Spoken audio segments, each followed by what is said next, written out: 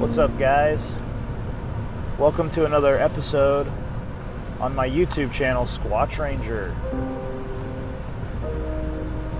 Today I'm on my way down to southeast Oklahoma to the Stringtown area. I'm going to meet up with a friend, Troy Hudson. He is our senior investigator of the Native Oklahoma Bigfoot Research Organization, or what we call the NOBRO.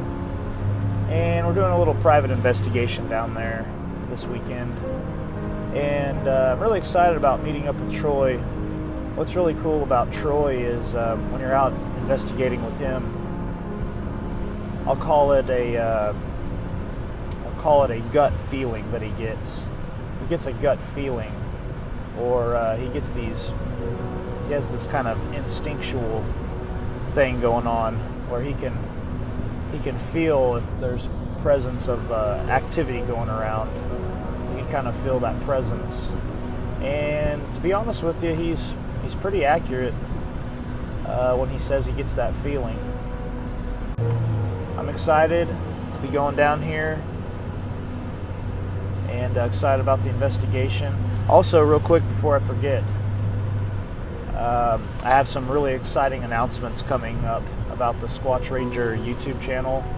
So please stay tuned for the next episode of Squatch Ranger Files, which will be coming out and uploaded to YouTube on September the 6th.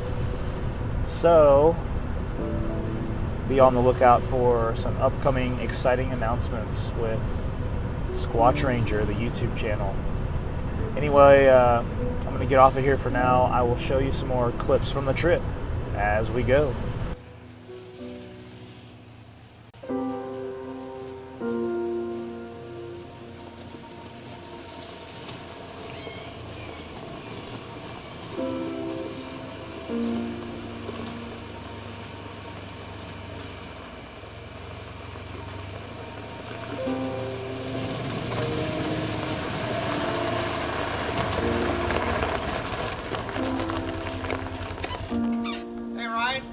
What's up, Troy? Not much. You ready for your tour? Yes, sir. All right. I'd like to welcome everybody to Stringtown, Oklahoma, with Native Oklahoma Bigfoot Research Organization. We're doing a weekend recon on a 2,000-acre ranch here in the foothills of the Comanche Mountains. Ryan, let's go. All right, Ryan.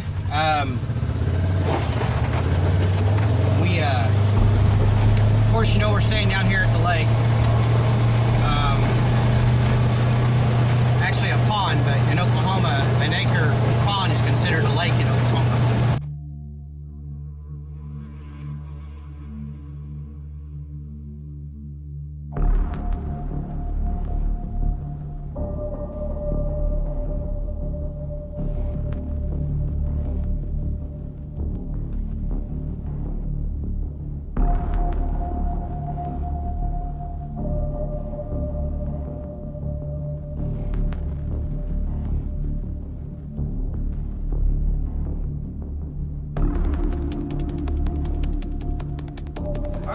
Well, we're about to go down the hill.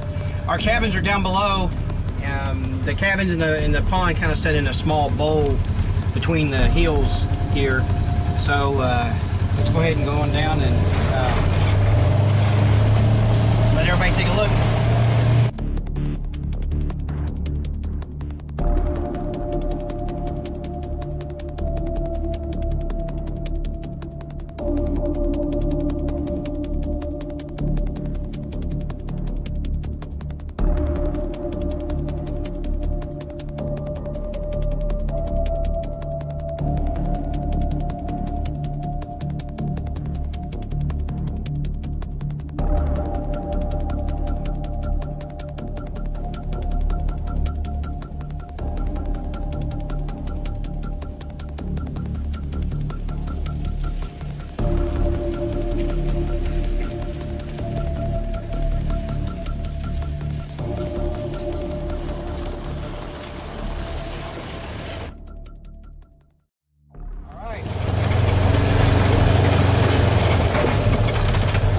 Well, we're here.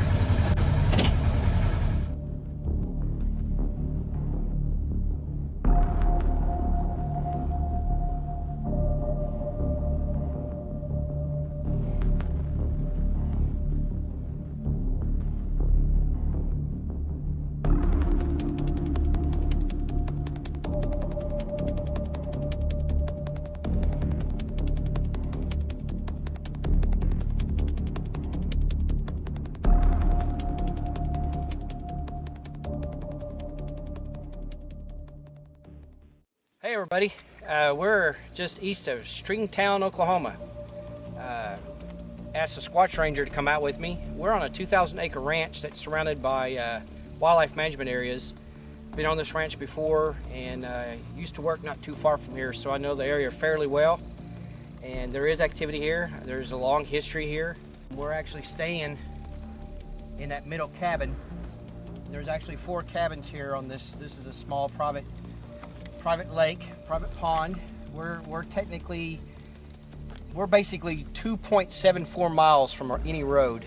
Back in here, we're down in a little holler. We've got mountain ridges surrounding us, and it's basically about a 2-mile drive from the gate in where the lodge is, and it's about 2.74 miles to actually any of the county roads. Another 1.5 miles back this direction to the west is the edge of the property where there's been some history on the wildlife management area of some sightings back in the late 90s. When we first got here, actually was going to take Ryan on a small little tour of the area, and we went to the back up there on that ridge. There's deer feeders scattered all over this property. Back over here, we stopped to point something out to Ryan, and I got that feeling that I normally get when they're in the area. There's a sensation I get in my chest, and it only occurs when they're around. It took me a couple years to figure out that's exactly what the feeling was, and with some help of some other people. Over the last probably 9 years, it's been more prominent. The closer they get, the stronger the feeling is in my chest.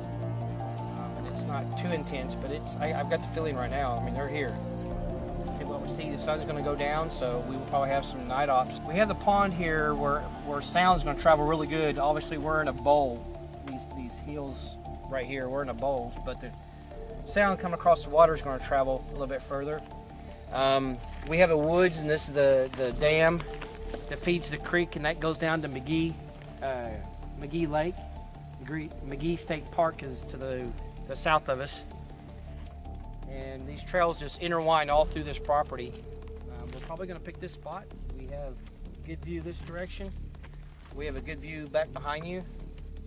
That little area over there is going to be some good area to pay attention to for some eye shine. There's a lot of promise here to scouting this out. Actually, Ryan was the one that made the recommendation that we actually kind of set up here for the first part of the evening. So we'll see what happens.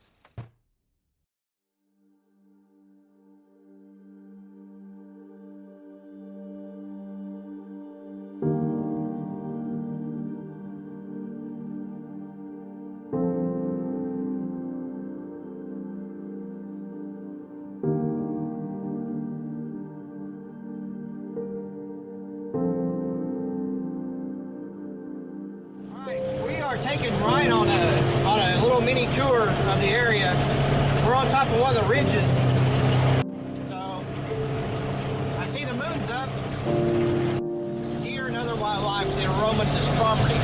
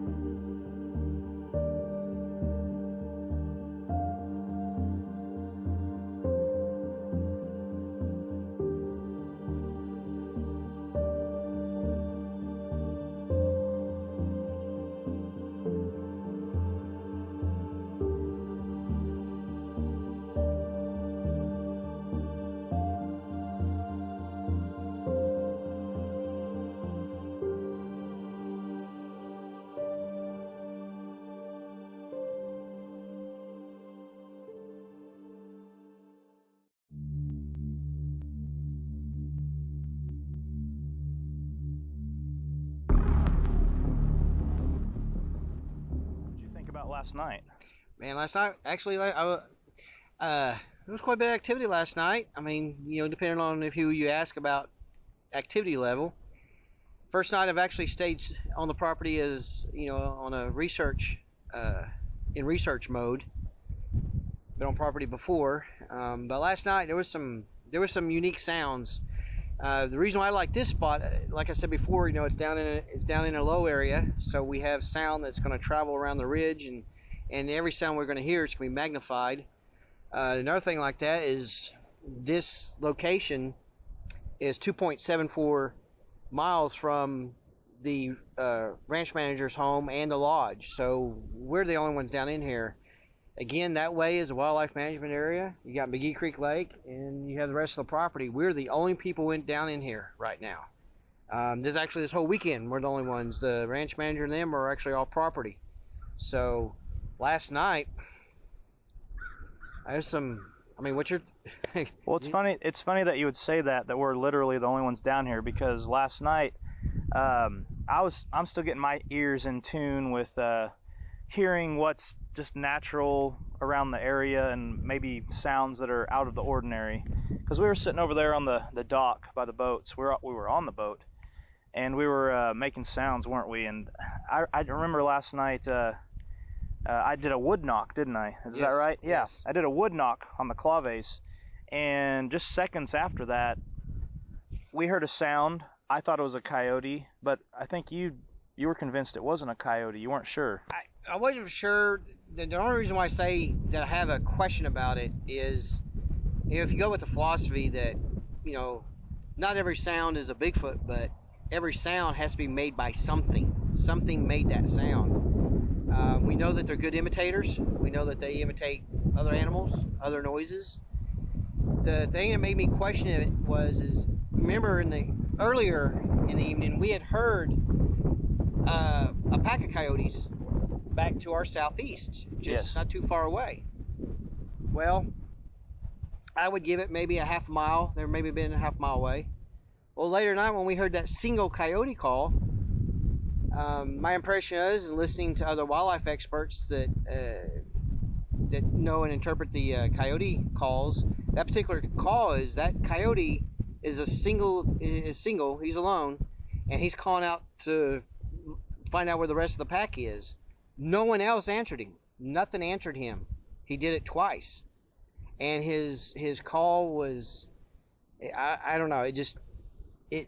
I've heard coyotes my entire life. I've been in the woods my entire life. I grew up not too far from here, and it was coyote-ish sounding. I was 50-50 if it was or wasn't, but I wasn't going to say it was, but I'm not going to say it wasn't. So it's one of those. It's the old cliche of, you're not standing there seeing what made that sound. All you're left is to interpret that sound. There was other strange noises last night too. I mean, the coyote, that was just one. We heard some. You heard some strange sounds. Yeah. Well, okay. So after the coyote sound, so I did the wood knock. We heard an unidentified sound, and then right after that was the lone coyote sound trying to locate the pack. Right. And then a few minutes after that all happened, I think you did some huge clap sounds. And like you were saying, this is like a bowl area, and man, those claps were like echoing and bouncing everywhere. It sounded awesome. And anyway, after that, you didn't hear it, but I think I did. I know I heard some kind of a response. It was either wood on wood or it was skin on skin. To me, it sounded like clapping. It really did, like pretty much what you were doing.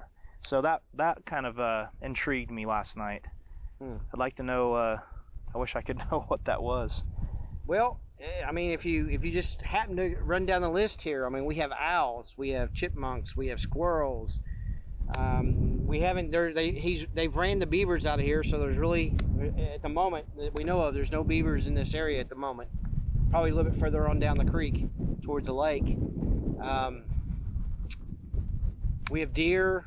We have mountain lions, we have coyotes, there's bears been seen in this area. Again, this wildlife management area that surrounds the property here.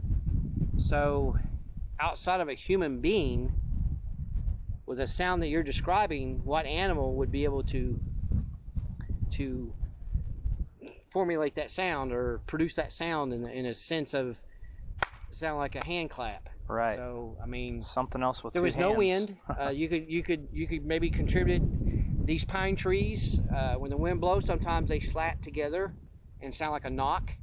A lot of people have missed when I first got involved in part of this, up here in these pine forests of the Comanche Mountains, some of these pine trees over by Honaby, you know, they're over 80 feet tall, and the wind blows and they slam together and sound like a huge wood knock. I mean, for the first probably couple of times I've been out, thinking I heard wood knocks every day, but it was just trees slamming together. So you have to.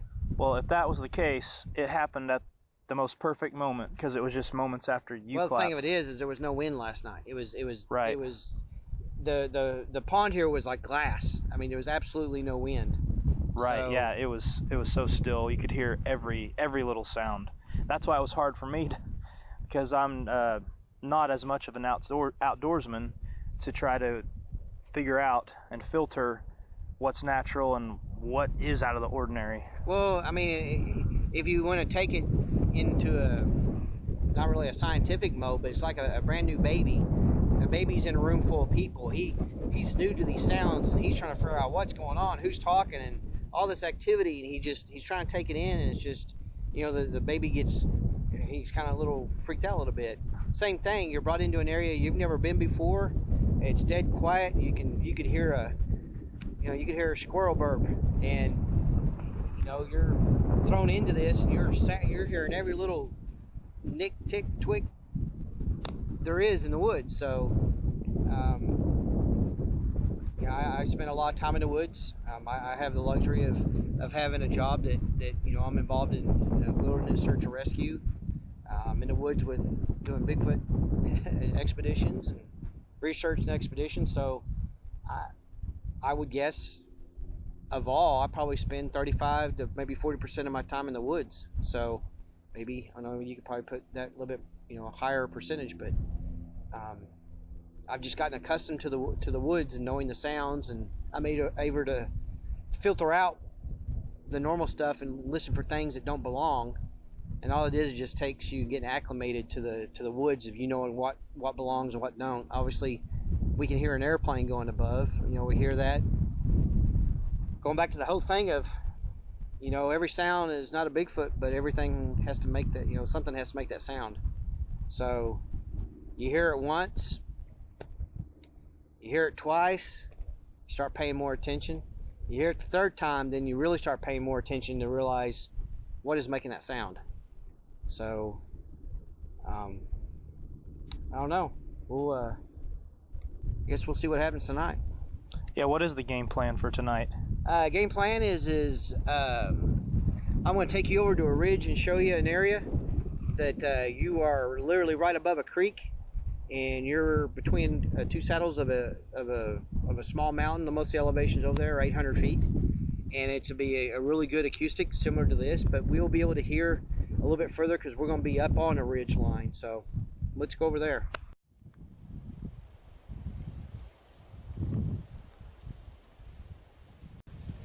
Hey everybody, this is day number 2, Saturday morning. McGee Lake is back to our south, so we're basically in an area that's all wildlife management area. There's not another house, probably about 3 miles back to the north, but going in that direction there's nothing. Going in that direction is a lake. We're back here, just showing him the property. We're right here at the edge of a fence line. So we're gonna venture on.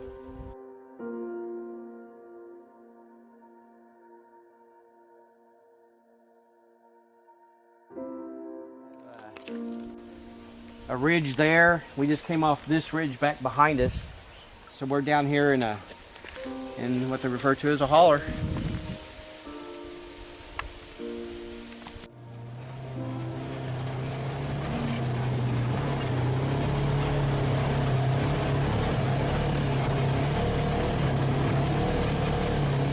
Basically, the elevation on this particular hill we're going up from the bottom, it's about 800 feet is the elevation.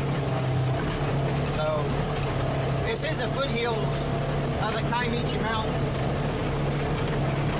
So the elevations over here is a little bit smaller as it was if we were back over in Honaby.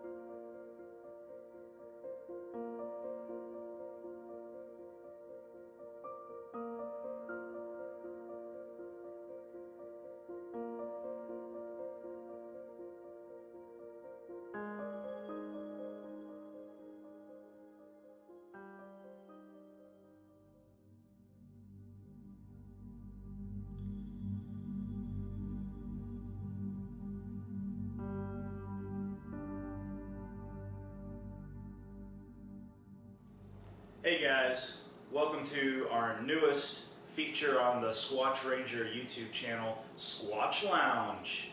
That's right, this is the time where I get to interview different Bigfoot researchers. Today you get an exclusive interview with Troy Hudson. He is our senior investigator of the Native Oklahoma Bigfoot Research Organization. Troy, come on in, man. Ryan? Troy, good to see you. Thanks for having me. Hey, yeah, well, you're welcome. Cue the big band music when you come in. It's a big deal when you show up. Well, I think there's probably be rocks being thrown, not a band. So. Oh, I like the Squatch humor. Well, hey, we're here in the middle of nowhere. We're Stringtown area of Oklahoma. We're on kind of a private expedition this weekend. You've kind of had me out and had some activity last night, some possible sounds, and we're going to go out again tonight. But I thought we'd take this time to ask you some questions. Okay. And so I want to start off the little show here, Squatch Lounge. Okay. Squatch Lounge. I like that. Thanks. What do you think about Melba Ketchum's DNA project? Well, I've actually been a part of the project since about 2010. I've been with her through some of the tough trials with a lot of the naysayers, a lot of people that have been throwing it up under the bus, and a lot of people just refuse to believe in it and refuse to, accept it. It's kind of hard not to accept it when you have 3 whole nuclear genomes. I know I'm speaking a lot of science there, but when you're given a scientific name for the proof of the existence of something by a scientific organization such as ZooBank that's giving you the Homo sapien cognatus, which means our blood relative, you're going down a road a lot of people do not want to go down, and she's gotten the DNA project. Dr. Ketchum's gotten a bad rap over the years. Why do you think the DNA is being ignored by science? Well, one of the things is and I'm going to leave out a lot of the science part of it because I've had to learn a lot of it over the last 8 years of being part of the project. A lot of the science I have no clue what it is, but I've learned to what it is now to understand the DNA and understand where everything comes from, the process and everything. But the short of it is basically you're looking at something that would have, in a scientific theory along with the DNA, results in what it shows and what it's pointing to. You're looking at something that evolved to have relations with a human female to produce the offspring for what we have today and what we refer to as the Bigfoot in North America. You're implicating the Bible, Genesis 6, actually, to be exact. So you're going down a road a lot of people probably do not want to go down. Like I just said before, you're proving something. You're proving the Bible, and you're proving history as to what some people believe it is, but I believe it is. So you have a lot of scientific members that do not believe in the Bible, do not believe in. So you're opening up a can of worms. That's strictly from my theory and strictly from what the science says, and I guess you can leave it at that. As far as I just don't think it's going to be going anywhere anytime soon, because you have 2 people that just don't see eye to eye. The scientific community and the Bigfoot research community as well. There's other DNA projects out there. There's other DNA projects out there that's came with the same results Dr. Ketchum has. So right there just proved Dr. Ketchum's science is true 100%. But again, a lot of people just refuse to accept it. So why do you think some people see Bigfoot and some people don't? Well, I've been hearing that for years, and I've dealt with a lot of investigative locations where residence owners that live not too far from each other, where this home has a lot of sightings. The children see them, the parents have gotten to see them, and then this house right here is fairly close proximity. They're not in a neighborhood, but they're in a rural area. And over a period of time, you get to know this landowner, and he will tell you that he's he knows everywhere around his property. He knows everything. He's hunted them. He's lived there. His father lived there before him, and no word to Bigfoot's ever been spoken. So why does these people not see it, and these people over there are? It's always been that way. You go into small towns, and you have one witness that says that they saw what they saw, and then the guy stands up in the coffee shop and says, "Well, I've been here my entire life. I've grown all these mountains. There's no such thing as a Bigfoot." So it's human nature. It's just the way. It's just the way it is. I hate to say it that way, but it'll continue to be that way. That there's really no good answer of why person A sees them and person B won't. I've been doing a lot of research to the witness, not the Bigfoot. Researching the witness, not the Bigfoot. Researching why is this person seeing them and this don't. There are some parallels in that research. It tends to, what are they doing in the woods? They camping, they're hiking, they're working. They just happen to be in an area. There's a lot of theory that the Bigfoot and the person just happen to come across each other, which you've seen some of the videos out there and you've heard some of the stories. Sometimes that's plausible, exactly. It sounds like what the witness describes. Of course, you're only getting one side of the story. I don't know if a lot of people think like this, but think about this as a researcher and an investigator. If a police department's going to go investigate a crime, typically they talk to everybody. They talk to everybody that's involved. They look at the crime scene, they interview the witnesses, they interview the victim, and if they catch the bad guy, they interview the bad guy. Well, in this type of a research, we're missing one thing. We cannot interview the Bigfoot. We cannot go to the Bigfoot and interview him and say, "Hey, Mr. Bigfoot, you saw Jane over here. What was you doing when you happened to see?" I mean, I know that's kind of going a little far there, but at the same time, again, we only have one side of the story of a Bigfoot encounter. We have the witness, the eyewitness, the human being that saw the Bigfoot. We just don't have the Bigfoot side and wonder why was you there, sir? So I mean, until that day happens, I guess that answer is going to be kind of hard to explain. Well, guys, this has been your first episode of Squatch Lounge. Troy, thanks for coming. Oh, no problem. Thanks for inviting me out here. This is a gorgeous area. You need to tag along because we're getting to gear up and head out. Okay, we're going to gear up. We're going to head out. This has been Squatch Lounge. Thanks for watching, guys. You can see us on the Nighttime Investigation. See ya.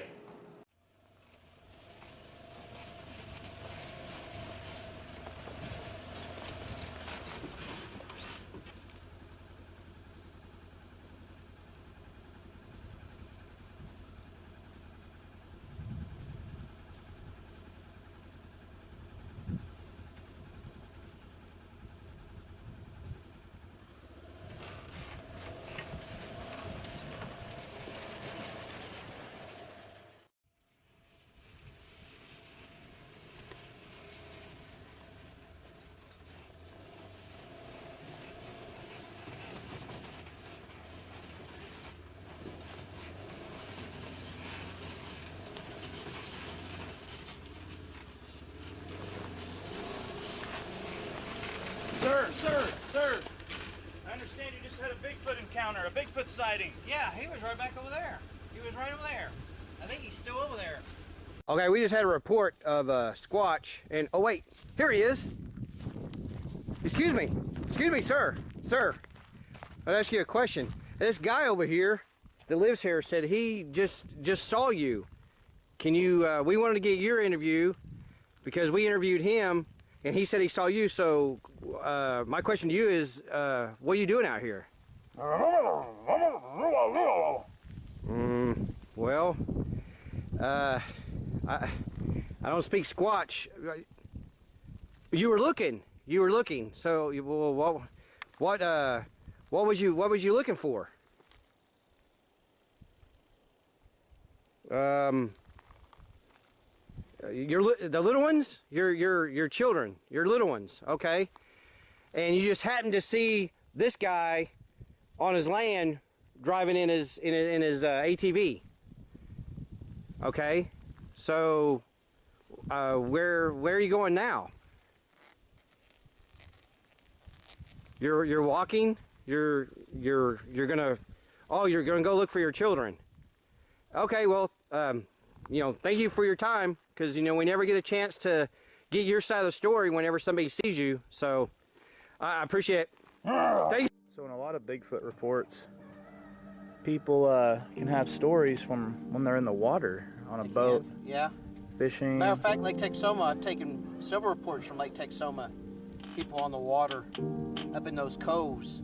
The Bigfoot is down in the grassy area near the water, you know, doing whatever it's doing. I've had a lot of reports up by the Hagerman Wildlife Refuge off of Texoma.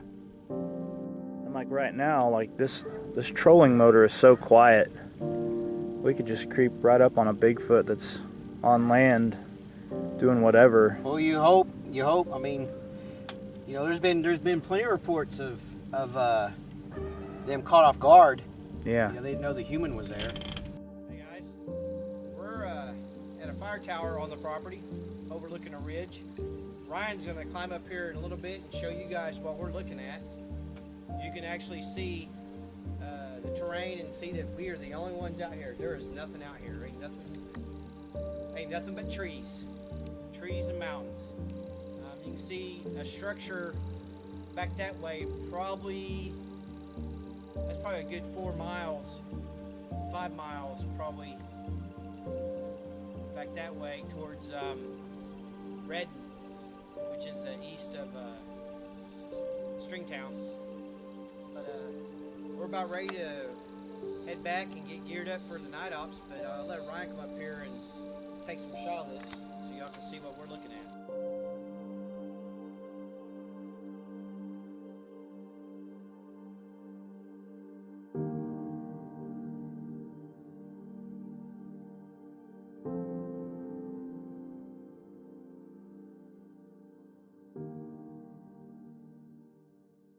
Welcome back. We're going to gear up now for our night investigation. Troy, what kind of equipment do you have for our night investigation tonight?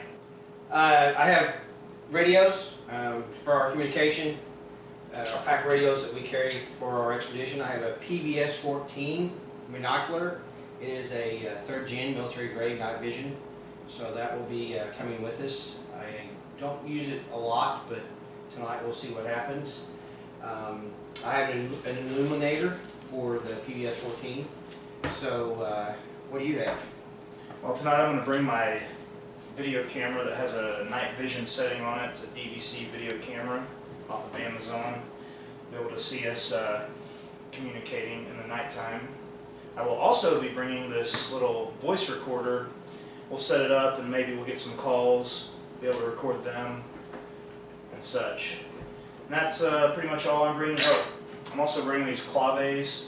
It's actually a musical instrument, but they work perfect for simulating wood knocks. So that's what I'm going to be packing up tonight. Okay, well, let's get our gear and go. Let's do it.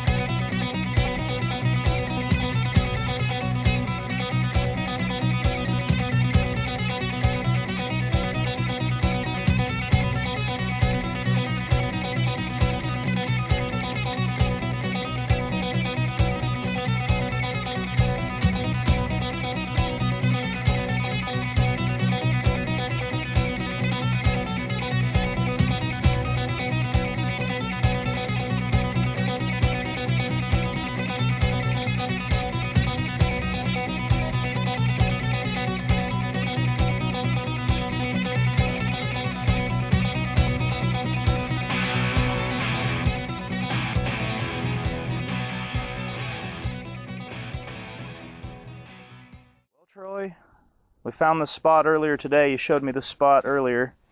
So I think we're set up for our night investigation. Well, the reason why I chose this spot was more of an acoustic standpoint. We have the creek down below. We have this ridge. Of course, the sounds is going to travel down through this little valley here. Not much of a sight, but we can see. What I mean by sight, eye shine or anything like that. We do have the woods behind us, tree line behind us, that's on top of this ridge, and we have stuff below, and then we have this thicket over here next to us. So this is more of an acoustic, more of what we refer to as a listening post, more than an observation post. We're listening. We're just going to bounce around the property tonight and kind of see what we can see and see what we can hear. We got 2,000 acres.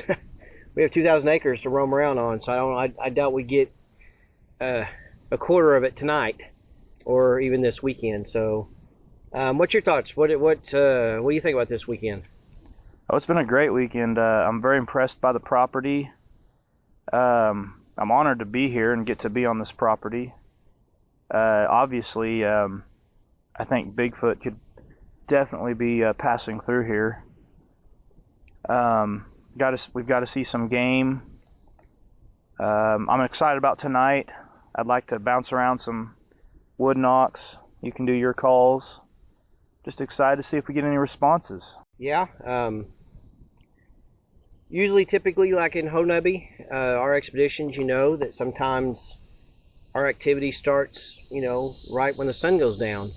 It gives the element of security for the Bigfoot to approach you from a distance.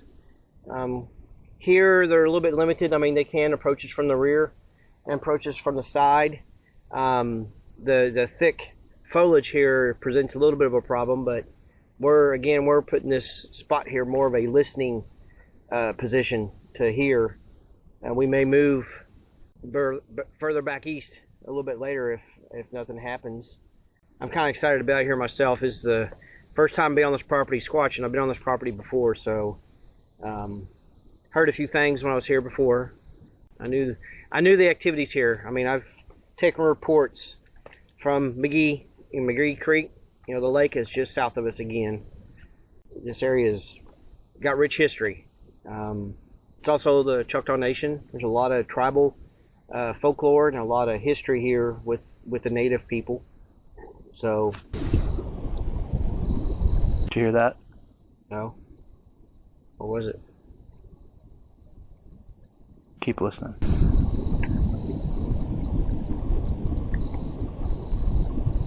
Way off in the distance. Okay, I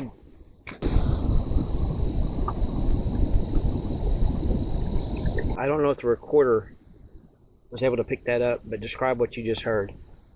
Well, just a woo. I mean, that's the best I can do it quietly, I guess. Well, it was back to the.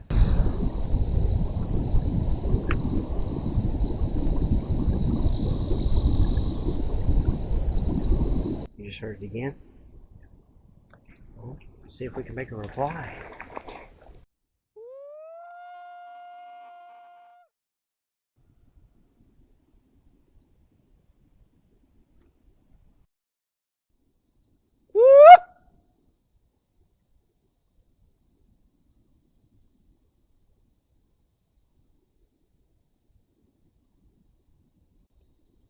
So can you describe those calls we heard over there? How would you describe them? Actually, I refer to that as more of a long siren type. Yeah, it did sound like a siren. Yes. Sound that's been heard and associated with their calls. It's a long, drawn out. Yeah, it did sound like a siren. So, that's exactly very interesting. what. But it was a ways away. Mm-hmm. It was a ways away. All right, I'm gonna just try the normal.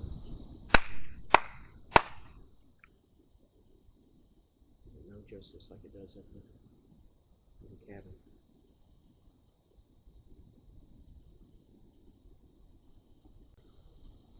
Well, I think I can go back and I think I can pump up the wave size of those sirens and maybe hear them a little better on the recording.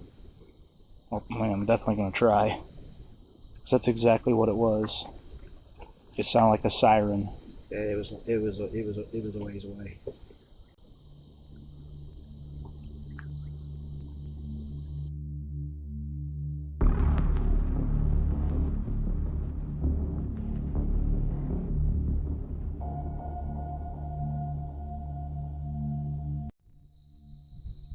Well, Ryan, we're up here on the fire tower. Very, very cool view. Very nice view from this angle. Got the moon. We're looking back to the east. I don't know what that noise was. I just heard. Probably hang out here for a little bit and see if we hear anything. And what do you think, Ryan? I think sitting on a watchtower in the dark sounds pretty crazy, but it's actually pretty fun. I think we got a great vantage point from up here, and I'm just curious to see if they are going to get vocal tonight.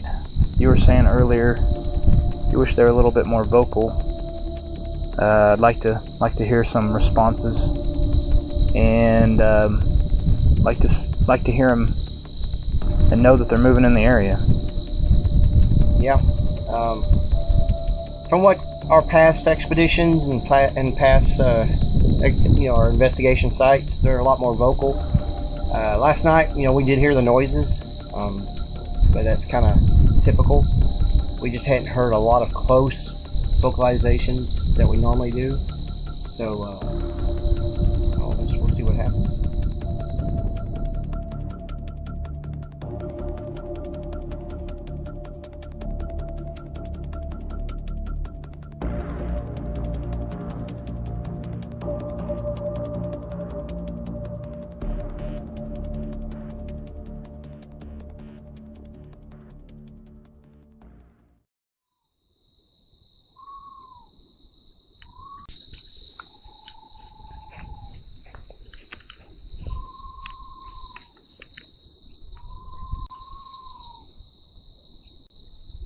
Okay, we just heard a screech owl.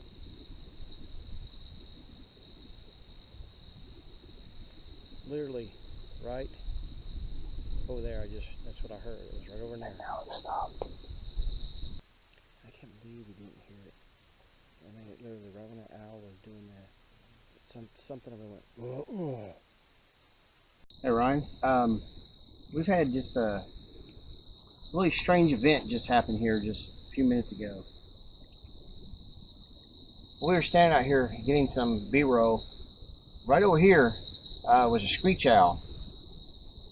And then right during the screech owl, back over here to the left, was it wasn't a grunt, but it was kind of a, sounded like somebody exhaling their breath. And then over here, on this side of the pond, up here in the timber, there's something trying to sound like a screech owl. You can see it sounds like it's having trouble making a screech owl noise.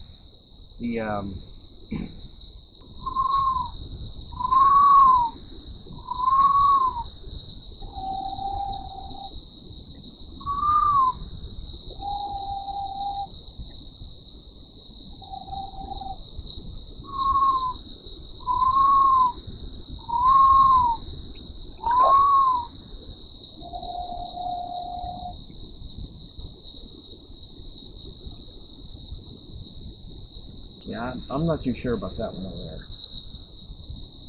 I'm questioning that owl sound. This one over here sounds a little bit more legitimate. Well, Ryan, what you think about the weekend? Well, it was an awesome weekend. I heard a couple of sounds, the siren sounds last night. Those were amazing to me. Those were the highlights. I'm still pretty impressed with the clapping sound I heard. I'm convinced it was a response to your clapping that you did. Those are the highlights, and I'm impressed with this place. Well, we heard some stuff last night just before we turned in with the screech owl making his little doo-doo-doo-doo-doo with his mouth. I know it's a horrible imitation, but then we had one back over here in this timber area that was trying to sound like a screech owl. So again, we can't put up our number cards to say it was 100% because we couldn't, but this one over here sounded like it was having a seizure while I was trying to do the owl call, and this one over here, and then right when this was doing this, I heard it sounded like someone was exhaling breath. I don't think it was a grunt. So last night was definitely, again, we had some audible indications that there was some things around, there were some animals around, and we heard the siren again, and I think we should book some expeditions here. Yeah, I think you're right. I think this place has some activity, and I think this private expedition proves that we might need to open it up. Another thing I want to mention real quick, that first night, Friday night when we first got here, I had charged my video camera for 3 hours that afternoon before I got here. And anyway, for whatever reason, I pull that video camera out to start shooting footage Friday night, and battery's dead. That's typical. I have encountered that myself, and I have been on many expeditions with other people in other different parts of Oklahoma and Texas, and even in our one we had in Arkansas years back. It's unexplainable. You can read about it with other researchers and investigators and amateur people in the field doing their thing, squatching as people call it. Technology just tends not to work. There's a lot of theories and I don't know what to say. It happens. Right. And like I told you that night when that happened, I was like, well, it is not worth using because it's just whatever happened, the battery was drained. Some people refer to it as the spirit energy or the Bigfoot or whatever. All I know is it's the same as the whole question about their eyes, the eye shine. It glows. I know it does. I've seen it. You've seen it. We've stood next to each other when we've seen it, and we've had countless expeditions where people have seen it, and people ask all the time. And I was like, I don't know how they do it. They can. It's just there's no way to know, but they can do it with this drilling the energy from the battery, from technology, from game cameras to video to night vision. It happens. So no answer. And I want to clear up something for the viewers. I do use 2 video cameras, one daytime video camera, which has been working fine, and then the nighttime video camera, and that's the one that didn't start up. The battery was drained that first night. Any final thoughts on the weekend, Troy? Man, it was awesome. It's a great place. We're definitely, I'm going to look at definitely doing some expeditions here. There's plenty of land. The only difference between this particular expedition and the Honubby one, this one's going to obviously, you and I talked, it's going to be a little bit more pricey for the attendee because we have amenities that we're not getting at Honubby, and we have very, very nice cabins. We have Pavilion. And most likely the food's going to be catered, so this one's going to be a little bit more expensive. Plus, this is an exotic ranch. It is a business. People just don't live here, and that's the end of it. There's a business here. They have exotic hunts, and so with that, having the view, having access to the land, and having the awesome cabins and the catered food and everything, and everything you see, it's going to be. You're more secluded here. You're way more secluded. It's kind of weird. You think Honda because it's in the middle of nowhere. It is. There is a public road going But there's right by. there's houses right down the road. Unlike here. Unlike here, you're in the middle of a 2,000-acre ranch, and to the south and to to the west of it is nothing. It's a wildlife management area, so there is nobody out here. So in a sense, you are secluded. There's no chance of accidentally seeing car headlights, hearing people talk, play music, as you witnessed this Friday and Saturday. You hear every single sound, and you hear sounds in a distance that you know, if you were in any other place, you might not have heard because it's so quiet. There's nothing out here. We're hearing sounds I'm sure is miles away because of the echo. You're barely, it's just at the edge of our hearing that we're hearing some of these calls that I'm referring to as, you know, possibly a Bigfoot vocalization, because there's things that we heard that I don't know any other animal, and I don't know a human that can extend that call for that long and that distance. So it, you know, it's I think it's just a perfect place. We're gonna have to get it going with the property manager and the owner of the property and see what we can do. But I think an expedition here is in the future. I agree. Once again, thanks, Troy, for inviting me. It was a pleasure. And that's going to be our wrap-up for the Native Oklahoma Bigfoot Research Organization private expedition. Thanks, guys, for watching. We'll see you later.